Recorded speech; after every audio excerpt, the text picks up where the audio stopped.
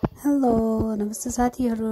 आज म फेरि अर्को भिडियो लिएर आएकी छु। आज चाहिँ शनिबारको दिन के खाउँ भएर अनि घरमा बहिनी पनि आएकी। अनि बहिनीले दिदी आलु परोटा खाउँ न भने त्यही पहिला आलुको उसिने अनि छिलछाल पारेर रेडी पारेँ। आलु यसरी मसला मिलाएर बनाएँ हैन।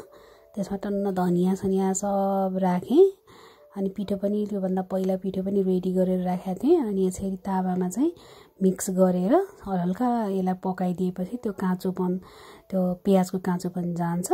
अनि मजाले मिक्स गरेपछि यो आलु चाहिँ हाम्रो स्टफिङको लागि रेडी हुन्छ। अब आलुसित के खाने त भन्ने पनि सोच्दै थियौँ। सोच्दै गर्दाखेरि ल राइता खाउँ न त भन्ने डिमान्ड आयो। अनि त्यसको लागि फेरि काँक्रो कोरेँ।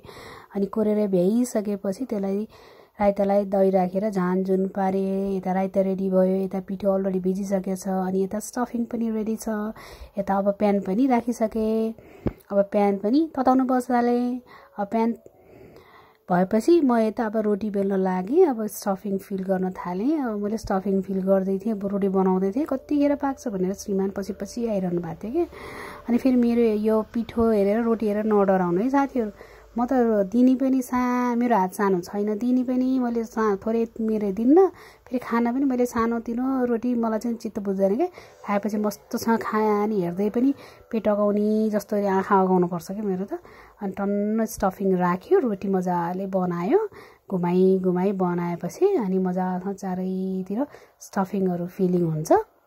अनि यसरी बेल्दै गएपछि हेर्नु न, मेरो श्रीमानजीको पनि फेभरेट हो क्या आलु परोटा। छोराको मात्रै गाउनु, बहिनीको गाउनु, हाम्रो त घरमा सबैको फेभरेट आलु परोटा बनाउनु लाग्छ। बुढाले कतिखेर बनाउँछु भनेर वरिपरि आएको अनि अहिले चाहिँ यो पहिलो रोटी थियो। अनि अलिकति बिचमा त्यो निस्के जस्तो भयो। अनि मैले पिठो लगाएर यसरी मजासँग फर्काइ हल्का हातले चाहिँ रोटी बेलेपछि रोटी पातलो पनि हुन्छ। अनि यो स्टफिङहरू सबै बाहिर निस्किन्न क्या। अब यसरी बेल्दै गएँ। अनि शनिबारको दिन आफूलाई मनपर्ने मेरो प्यारो कपडा स्काई ब्लू होइन। यहाँ त अझै जाडो छ कि हेर्नु न, अरूतिर गर्मी भएछ, यहाँ त जाडो भएर अझै स्वेटर लगाएर बस्नुपर्ने छ। अनि म त स्वेटर माथि गर्दा हात पनि लुलो, स्वेटरको हात पनि लुलो भइसक्यो। तर मनपर्ने भएपछि के गर्नु, पुरानो भए पनि थोत्रो भए पनि यस्तै रमाइलो लाग्ने, लगाइराख्नु मन लाग्ने रहेछ क्या। अब हेर्नु न, मेरो रोटी पनि ठुलो भयो, रेडी भयो। हेर्नु अलमोस्ट एक हातकै छ क्या। मेरो भाइले भने जस्तै नाङ्ले रोटी। अब नाङ्ले रोटी रेडी भयो। अघिको प्यान अलि धेरै तातेको थियो र फेरि मैले अन गरेँ, फ्राई प्यान अन गरेँ। अब रोटी उठाएँ अनि त्यसपछि मैले रोटीलाई राखेँ फ्राई प्यानमा। हेर्नु त मेरो फ्राई प्यान पनि ठुलै छ, रोटी पनि मैले उत्रै बनाउँछु क्या।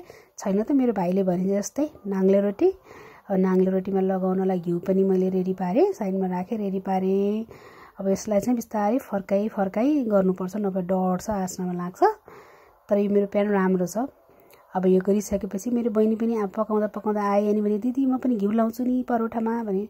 ल न त लगा भने। अनि केटीले राख्दै गई। हामी दिदी बहिनीले प्रेमका साथ यसरी सबै परोठा पकाउँदै गयौँ।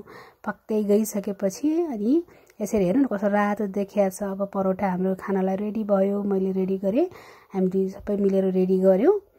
अनि बहिनी चाहिँ भिडियोमा आएकी छैन। हामीले त यसरी शनिबार मनाइ